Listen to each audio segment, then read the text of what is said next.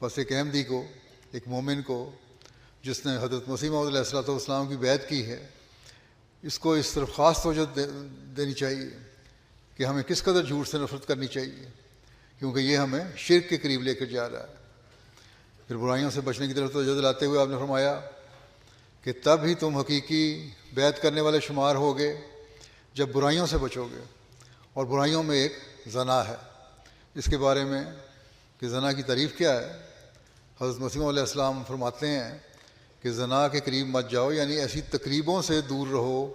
جن سے دل میں یہ خیال بھی پیدا ہو سکتا ہو، اور ان راہوں کو اختیار نہ کرو جن سے اس گناہ کے وقوع کا اندیشہ ہو۔ جو زنا کرتا ہے وہ بدی کو انتہا تک پہنچا دیتا ہے۔ زنا کی راہ بہت بری ہے، یعنی منزل مقصود سے روکتی ہے اور تمہاری آخری منزل کے لیے سخت خطرناک ہے۔ بس یہ ایک معیار ہے جسے انصار کو حاصل کرنا چاہیے، کیونکہ اگر ہمارے اندر